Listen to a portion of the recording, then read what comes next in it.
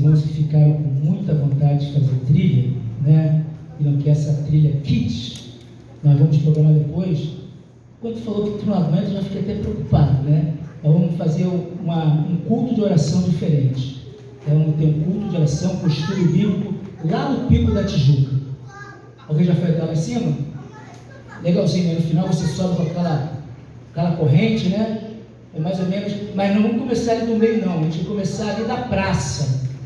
A gente vai começar ali da Praça do Alto, vamos subindo até o pico, é coisa pequena, chega de cerca de 3, 4 horas de trilha, né? A gente chega lá e ali a gente vai ler a palavra de Deus, vamos cultuar Deus, olhando aquela coisa maravilhosa, abençoar a nossa cidade do Rio de Janeiro, e vai ser um momento muito bom.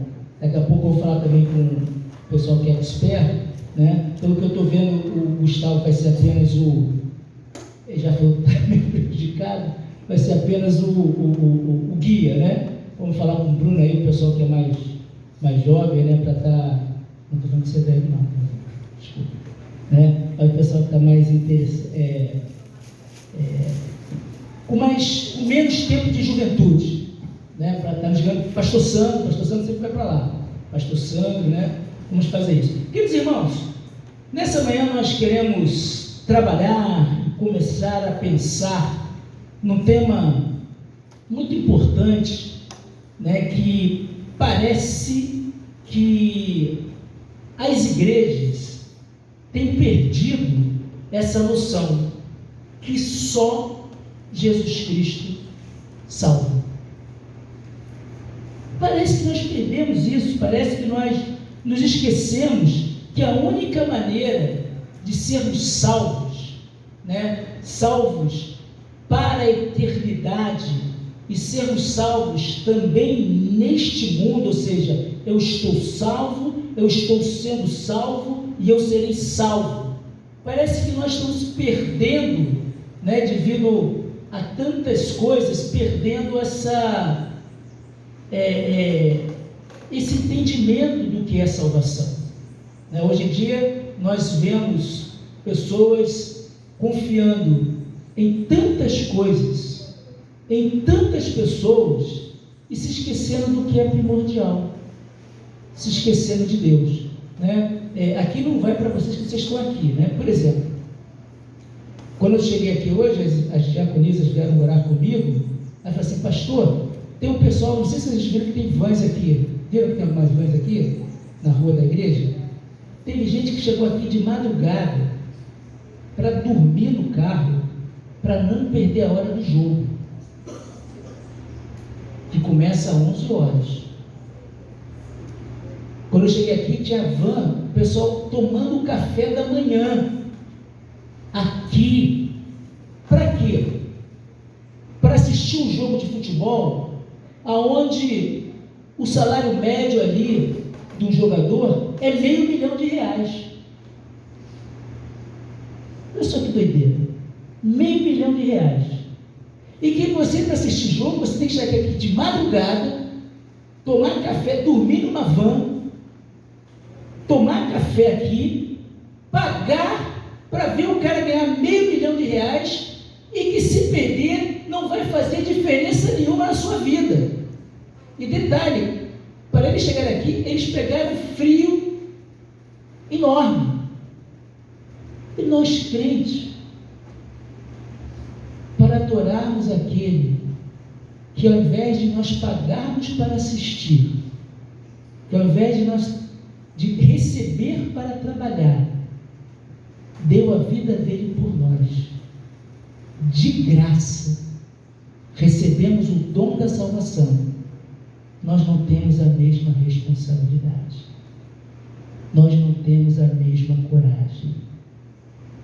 O mundo está louco, o mundo está louco. E qual o papel da igreja como esse farol? O que eu e você temos feito diante disso?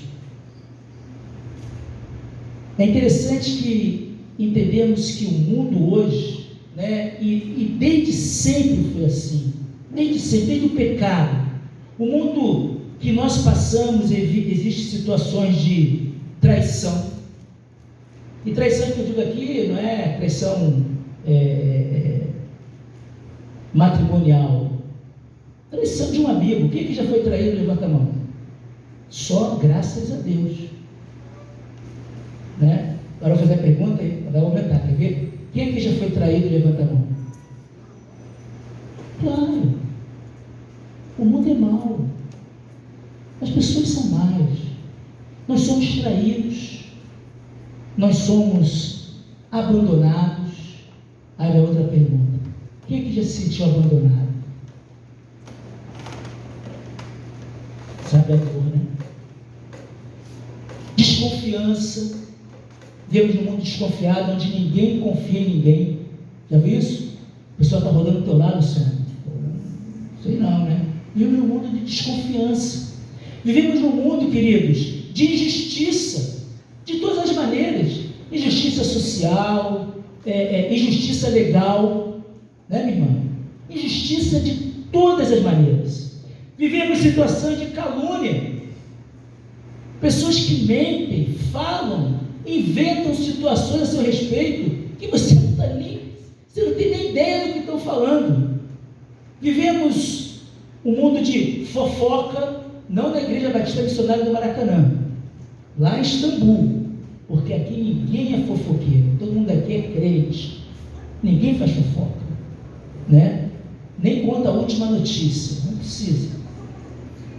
Um mundo em que existem doenças terríveis, doenças que matam, doenças que deixam sequelas, temos desemprego, pessoas com situação financeira preocupada. Isso é vida, isso faz parte da vida. Eu dou essa introdução para vocês poderem entender em que contexto está o texto que nós vamos ler de João capítulo 14. Abre suas Bíblias em João 14. Eu vou ler dos versos 1 a 6, que é o tema proposto pela Junta de Missões Nacionais, cuja o grande tema é Jesus Cristo salva, e a divisa é: eu sou o caminho, a verdade e a vida. Ninguém vem ao Pai a não ser por mim. Mas também parece que diante dessas crises que nós temos vivido nessa sociedade, nós não sabemos o que é o caminho. Damos uma de Tomé. Nós já não sabemos mais o que é verdade. É o que a filosofia discute. O que é verdade? A vida. O que é isso? E João capítulo 14, do verso de 1 a 6, é o seguinte: não se perturbe o coração de vocês, não se turbe os vossos corações. Creiam em Deus, creiam também em mim. Na casa de meu pai há muitos aposentos ou moradas. Se não fosse assim, eu lhes teria dito. Bom, importante ter esse ponto aqui, senão a gente fica perdido no texto. Aí ele fala uma outra coisa: vou preparar-lhes lugar.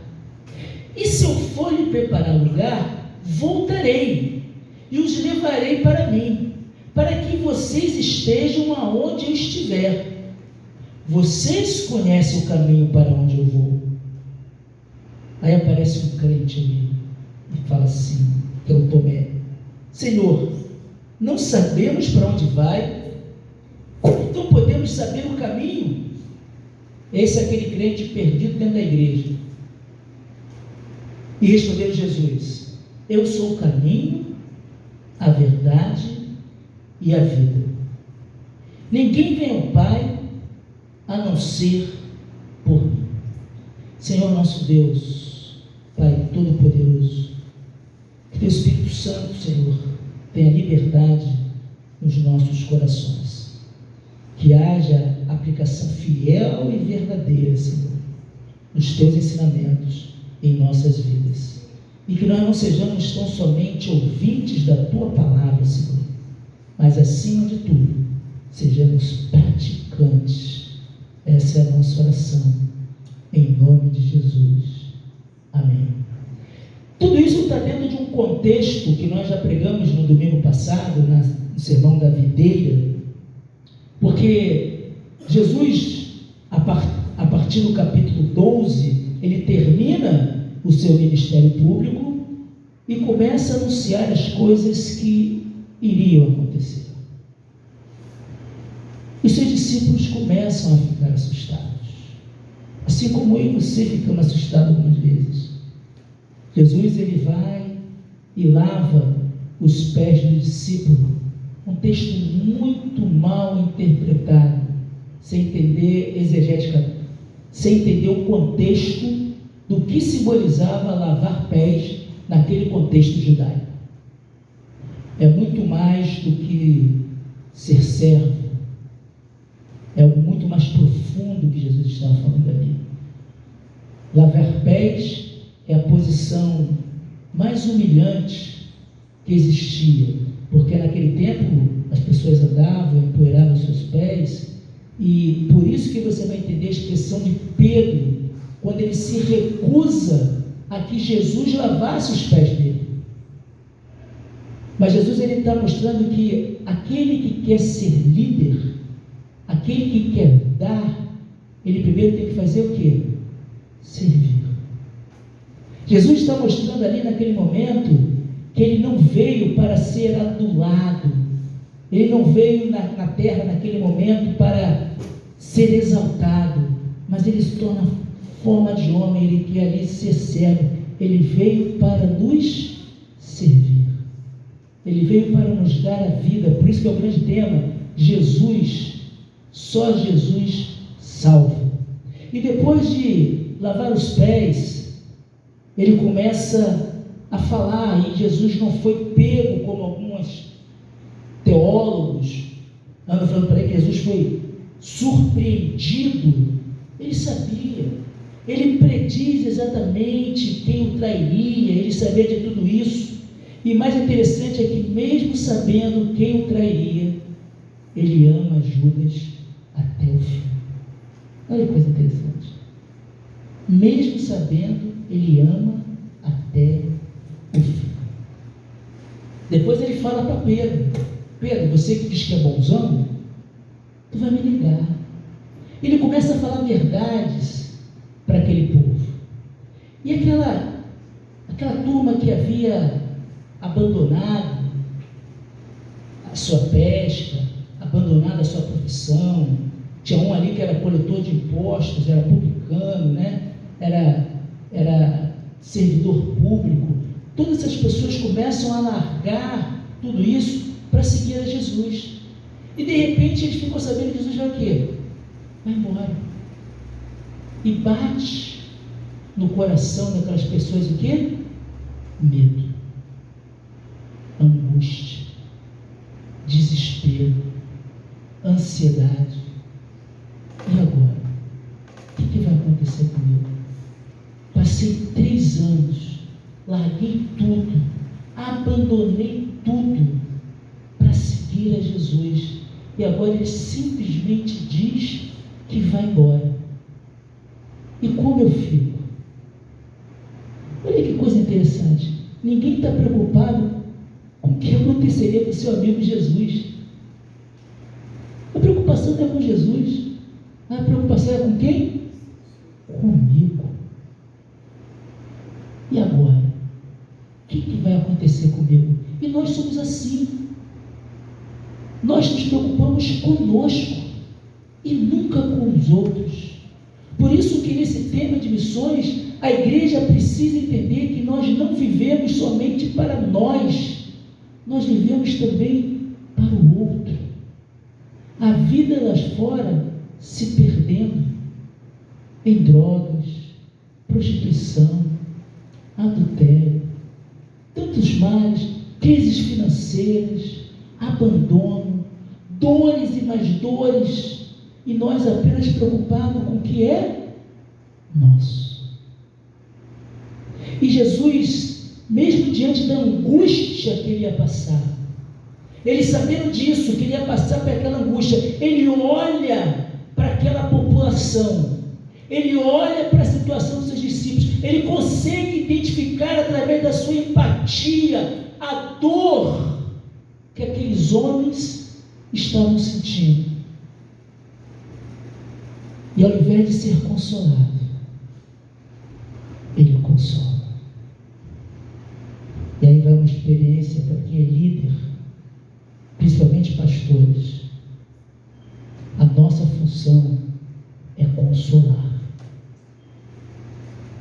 A nossa função é olhar para o povo e entender a necessidade do povo e apresentar para o povo a solução que é Cristo Jesus. É lavar os pés do povo e não querer que o povo lave os nossos pés.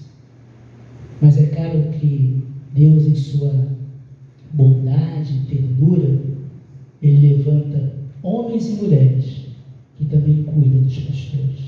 Louvado seja Deus por isso. Mas a missão primeira do pastor é olhar para cada olho e ser simpático à dor de cada um e fazer tudo possível para minimizar essa dor através de Cristo Jesus. Aqueles homens, talvez naquele contexto, seja como nós. Talvez eles tenham seu coração, na sua mente, falava: mas Senhor, nós deixamos tudo para te seguir e agora o Senhor está nos abandonando. Algum momento na nossa vida nós já falamos isso também, ou não? Senhor, eu larguei tudo, eu fiz isso, eu fiz aquilo, e agora essas coisas estão acontecendo, isso não é justo. Eu já falei isso. Acredito que alguém que já falou, não precisa levantar a mão.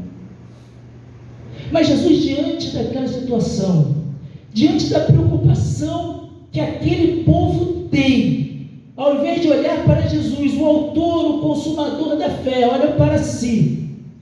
Jesus, com seu olhar simpático, com seu olhar amoroso, sabendo que Pedro ia trair, sabendo que Judas ia trair, sabendo que ele ia ficar sozinho, ele traz uma palavra de consolo: não se turbe o vosso coração, não se perturbe.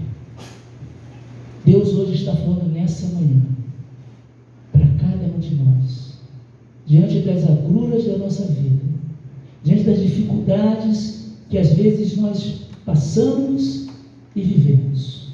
Ele está falando nessa manhã: não se perturbe o coração de vocês. Jesus sabia exatamente o que estava acontecendo. Ele próprio, angustiado, Jesus estava sendo sincero em seu afeto aos seus discípulos e falando: não se perturbe no coração de vocês, creiam em Deus e creiam também em mim. Não há motivo para esse desespero, não há motivo para vocês ficarem alvoroçados por causa disso, e às vezes nós ficamos confusos, doentes, às vezes deixamos até a igreja, às vezes nos isolamos devido às situações que nós estamos vivendo, seja ela financeira, seja ela familiar, seja ela de saúde. Nós às vezes queremos nos afastar de Deus, queremos nos afastar da igreja, queremos nos afastar do convívio.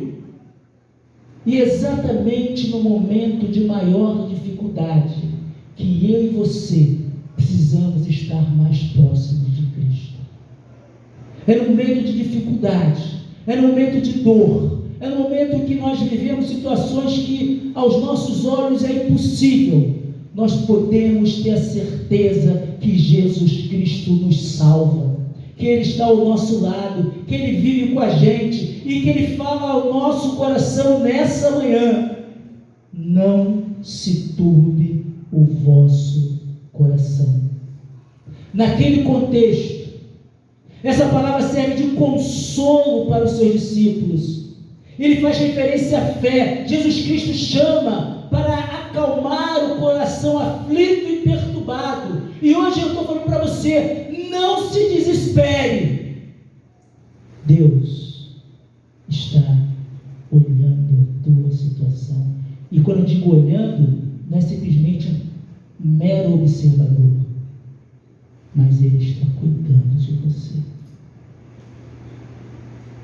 Deus conhece a sua dor, a ponto de abdicar da dor dele para cuidar da dor dos seus discípulos.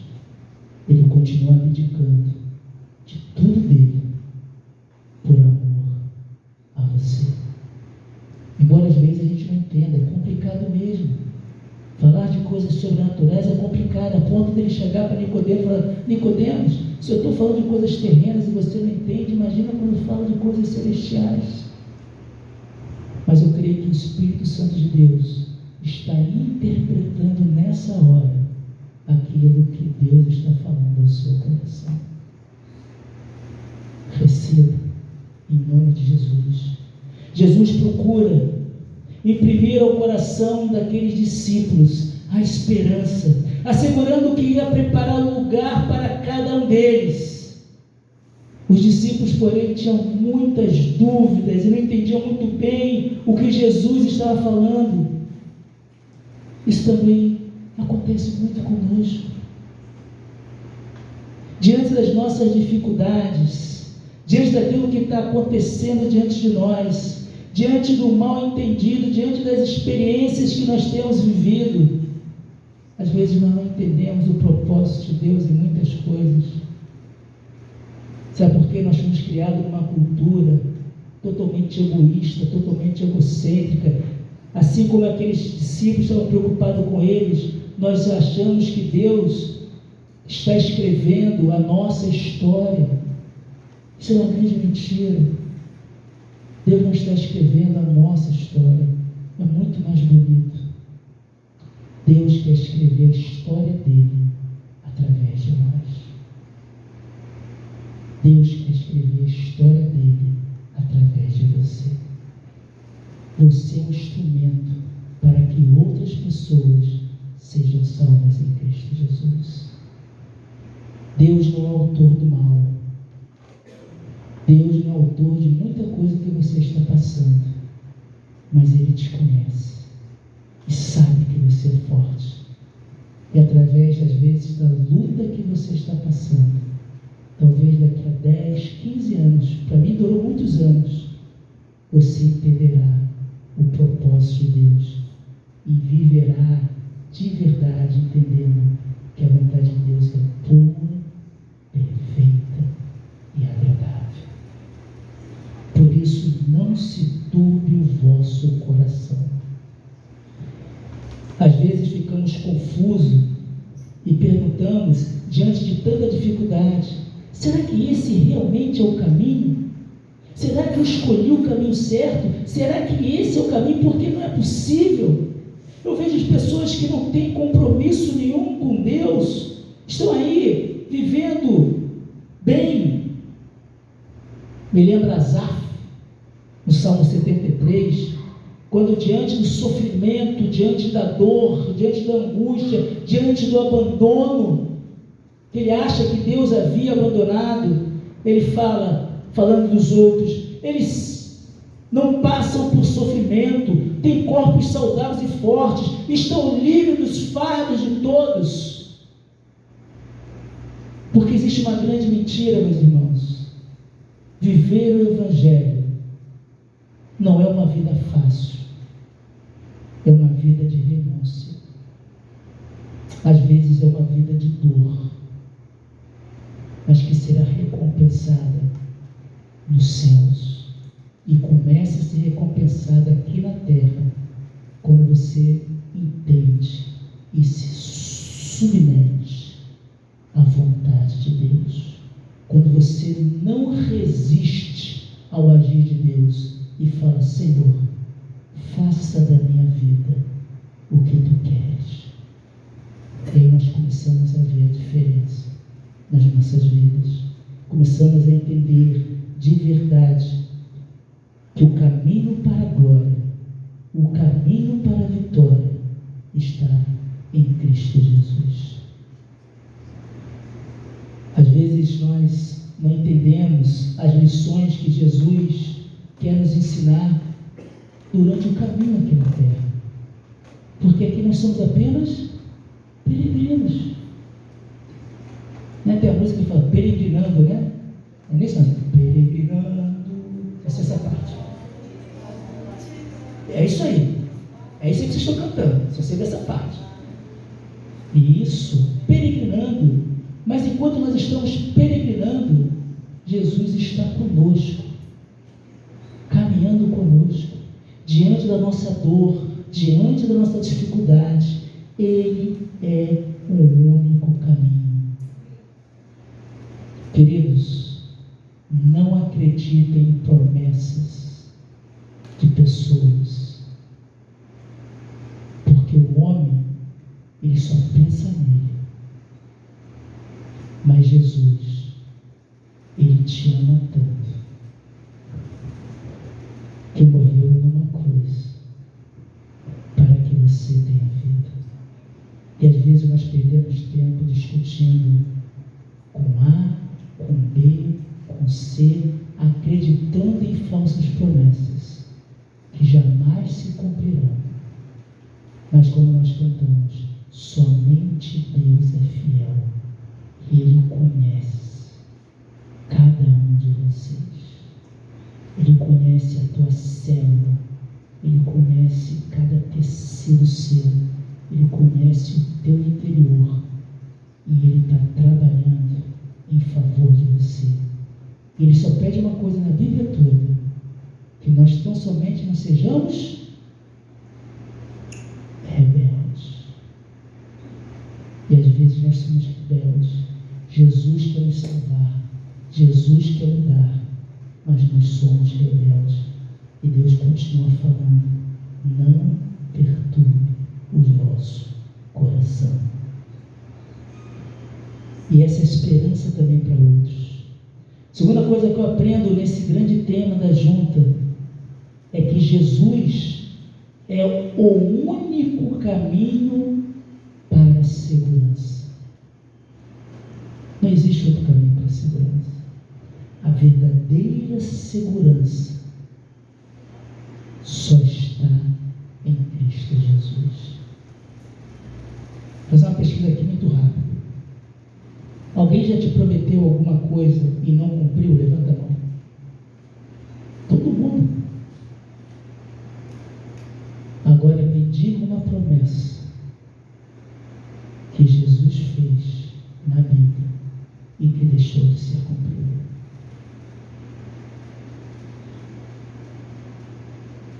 Jesus promete que nós venceremos a morte.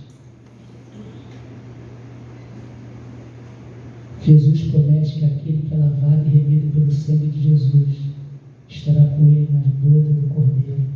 Ele abraçará e falará: vinde, meu filho bendito, amado, para tudo que eu tenho preparado. Jesus prometeu, embora ninguém acreditasse, que um dia ele viria, e ele veio. Ele promete que voltará, e ele vai voltar, e levará a cada um de nós, e nós viveremos eternamente na presença dele. Diante das nossas dificuldades, podemos ter essa certeza. Jesus é o caminho para a esperança. Jesus interpreta a sua morte como a sua volta para o Pai. Ele não vai morrer e desaparecer, mas é simplesmente um momento em que ele está saindo daqui para preparar o lugar. Isso que é interessante quando ele fala no texto: na casa de meu pai há muitos aposentos ou muitas moradas. Se não fosse assim, eu não teria dito, porque eu não minto. Diferente dos outros, eu não minto. Eu diria para vocês. Mas ele continua: vou preparar-lhes lugar. O que é isso?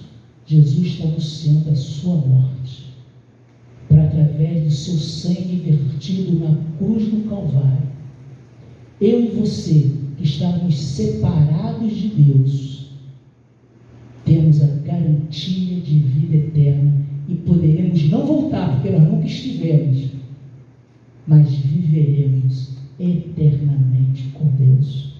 Não através do meu mérito, não através da minha força, não através do meu conhecimento, mas através do ato de graça e misericórdia de Jesus Cristo. É Ele que prepara o caminho. É Ele que nos dá o caminho de segurança. É Ele que nos leva para o reino. Na casa de meu Pai há muitas moradas. Neste reino há lugar para muitos. E Deus quer levar muitos. Deus não tem prazer, queridos irmãos. E aí que choca. Deus não tem prazer na morte de ninguém. Permita-me falar no tema atual. Aquela Monique, né? Foi liberada. Que coisa absurda. E é absurdo mesmo, juridicamente falando. Jair daqui a pouco vai embora. Que absurdo, juridicamente falando, é absurdo mesmo. Mas se ele se converter, ele estará no mesmo céu que eu e você. Só que nós não queremos ele no céu. Nós não queremos Monique no céu. Nós não queremos Jair no céu. Mas Jesus morreu também por eles. E é isso que essa igreja tem que entender. Eu não escolho quem eu vou amar. Eu devo amar a todos como Cristo nos amou. Eu tenho que orar de verdade para que eles venham a ser convertidos. Eu não estou falando de sair da cadeia, isso aí é outra coisa, é questão jurídica. Estou falando de salvação. Nós temos que orar, em vez de declarar, ficarmos aqui batendo, viva A, viva B, não sei o quê, é que Deus toque no coração dessas pessoas e que elas sejam convertidas, porque quando o governo é justo, quando o governo é pautado na presença de Deus, o povo se alegra, porque somente em Cristo temos a segurança. O motivo de Jesus sair e reencontrar novamente é para que eu e você desfrutemos eternamente da companhia dele. E talvez você esteja passando por alguma dificuldade. E eu quero citar o que Paulo fala lá em Romanos capítulo 8, verso 18. E eu queria que essa igreja vivesse isso em nome de Jesus. Queria muito mesmo. Ele fala assim: porque para mim tenho certo que os sofrimentos do presente não podem ser comparados com a glória de há de ser revelada em nós. Entende isso? O sofrimento, às vezes, que eu e você passamos. Por que passamos? Porque nós somos diferentes. Porque nós somos crentes. Nós não nos adequamos a esse mundo. Nós não vivemos para este mundo. Estamos no mundo, mas para fazer uma outra coisa. Mas as aflições, as injúrias, os dilemas que passamos, às vezes a necessidade financeira que passamos porque não queremos fazer falcatrua, nós não queremos roubar, nós não queremos levar a vantagem, mas nós queremos viver de acordo com a vontade de Deus. Às vezes nós ficamos em prejuízo para que o outro se dê bem. Eu quero que você entenda que isso não há de ser comparado com a glória que há de ser revelado quando Jesus estiver no céu, chamando a mim e a você para vivermos eternamente com Ele. Por isso, diante do sofrimento, diante da dor, diante da angústia, saiba que isso vai passar.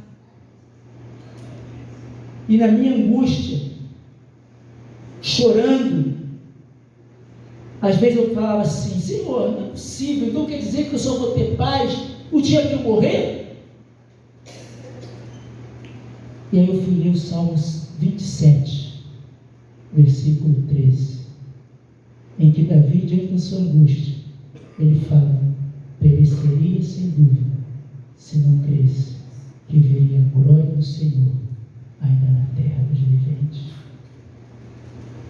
Quando nós somos transformados por Deus, quando nós somos obedientes a Deus, quando nós vivemos efetivamente aquilo que Deus quer, nós experimentamos o reino dos céus ainda aqui na terra. Nós podemos viver desde já essa alegria, essa felicidade diferente desse mundo. A felicidade daqui a pouco está no Maracanã, que se ganhar ou perder, acabou, mas mas a minha felicidade ninguém pode roubar. Quando nós entendemos isso, quando nós entendemos que, independente das circunstâncias, eu posso ser feliz, você viverá uma vida muito melhor. Pode faltar às vezes a carne, mas uma coisa que jamais faltará na sua casa é a presença, doce presença do Espírito Santo de Deus, cuidando, consolando e amando a cada um de vocês. Por mais difíceis e complicadas que são as coisas, a mão de Deus, a luz de Deus, esse farol é que nos conduz. Porque só Ele, e somente Ele é a verdade. Nesse mundo em que você vivemos de tantas confusões, meia-verdade, de mentiras ditas como verdade, como temos visto isso? Falácias, mentiras sendo repetidas várias vezes, distorcidas como verdade, e o povo tem sofrido por causa disso, inclusive dentro da igreja, não do Maracanã, mas lá de Istambul. Pessoas que trazem palavras para machucar, para ferir, para nos deixar tristes, mas saiba disso. Em meio a essas confusões, em meio a essas meias verdades, só existe uma verdade: aquele que nos salva, nos redime, nos restaura e nos dá nova vida, que é Cristo Jesus. Então, diante da dificuldade, clame ao Senhor, busque a Deus, tenha uma vida reta diante do Senhor, e essa paz que eu sinto em minha alma, não é porque tudo me vai bem, mas é porque eu tenho a certeza que Cristo está comigo. Você pode experimentar essa paz ainda hoje. Você pode experimentar essa paz agora. O nosso Deus é um Deus presente. Precisamos viver a certeza que Ele está no meio de nós, dando-nos força e coragem a cada dia que avançamos, seguindo para o rumo, para o nosso alvo. Nas quimioterapias da Alessandra, que dor, mas eu estou prosseguindo para a cura em Cristo Jesus, porque eu sei que cada detalhe daquele medicamento é emanência de Deus, é a presença de Deus, é a sabedoria de Deus para me curar. Senhor, eu não entendo porque eu fiquei assim. Minha filha, não é para você entender, é apenas para você glorificar, porque eu sei o melhor para você. Eu não entendo a justiça, não é para entender. Creia somente e você verá a glória de Deus. Precisamos aprender a sermos confiantes de verdade nesse Deus. E às vezes o que me preocupa é quando nós ouvimos vários tipos de mensagem, com vários tipos de pregadores. Isso é muito ruim, porque existem pregadores que não estão muito interessados na sua vida, não. Ele está interessado em outra coisa. Já indo para a conclusão, o segredo para o triunfo é caminharmos e sentirmos a presença santa de Jesus em toda e qualquer situação. No momento de dor, no momento de fragilidade, você possa ouvir Deus falar: não se perturbe o seu coração, crê em mim, crê em Deus. Ele é a única solução para a nossa vida. Ele é o caminho que nos conduz à casa do Pai. Ele fala: quando eu for preparar lugar para vocês, voltarei e os levarei comigo, para que aonde eu estiver, vocês também estejam. Igreja Batista Missionária do Maracanã, já passou da hora do avivamento. Parece que nós estamos patinando. Talvez precisamos tirar de dentro de nós algumas amarras que têm impedido de nós vivermos a plenitude de Deus aqui nessa terra. Destaquei uma mensagem do Jornal Batista de 1979. Alguns aqui não eram nem nascidos. Diz assim: precisamos ver igrejas cheias de vida espiritual e crentes sinceramente interessados na conquista de alma. Vou repetir. Precisamos ver a igreja cheia de vida espiritual, mais do que bancos lotados.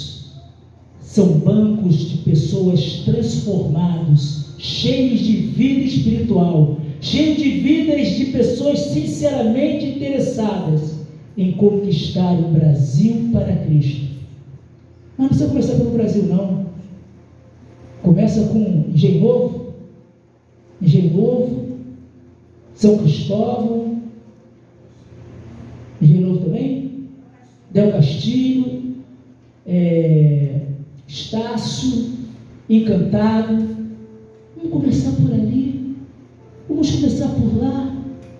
Jesus Cristo é a resposta a tudo aquilo que nós necessitamos.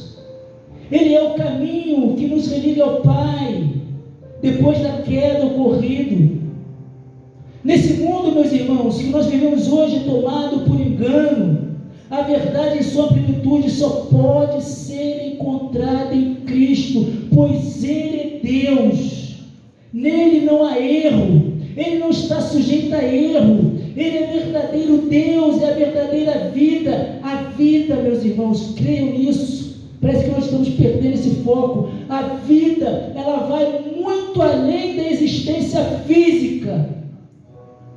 Ela é espiritual e ela é eterna. Às vezes passamos por tribulações, mas como diz o texto, mas Deus tem preparado um lugar maravilhoso para nós. Cristo é a resposta para todas as necessidades humanas, porque Ele é o caminho para onde seguir. Ele é a verdade a ser crida, Ele é a verdade a ser vivida. Por isso, Igreja Batista Missionária do Maracanã, durante todo esse mês de setembro, pela manhã, nós vamos estar anunciando que só Jesus salva.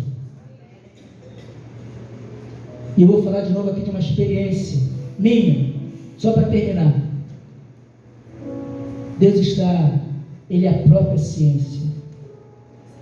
Eu diria que minha conversão, e quem já conhece isso, mas tem gente nova que não conhece, foi numa aula de mecânica dos fluidos, McFlu, dentro da universidade, testando o teorema de Arquimedes, que é o lugar mais complicado para você se converter do que numa faculdade de engenharia de ciências exatas. E na aula de McFlu, nos tubos de ensaio, vendo todo aquele teorema de Arquimedes, a água passando e as coisas acontecendo perfeitamente, eu pergunto ao meu professor, me explica aí como é que Arquimedes chegou a essa fórmula, como é que isso funciona? Aí ele falou assim, isso eu não sei explicar, acho que nem Arquimedes sabia. Tome isso como parâmetro, como verdade. Eu falei assim, não, eu sou cientista, estou fazendo engenharia, isso é física, tem que ter uma explicação. Ele falou, se existe uma explicação para isso, é porque deve haver um ser superior que controla todas as coisas. Dentro de uma universidade de engenharia civil, numa aula de McFlu, a graça de Cristo me alcançou. E a graça de Cristo quer te alcançar nessa manhã. Independente do que você tem passado, Ele não quer só alcançar você, Ele quer alcançar outras pessoas. Que eu e você, vou terminar repetindo a frase do Jornal Batista, precisamos ser uma igreja cheia de vida espiritual, com crentes sinceramente interessados em conquistar almas para Jesus. Quer ver um mundo melhor? Deixe Jesus transformar a vida, porque somente Ele, e só Ele, é o caminho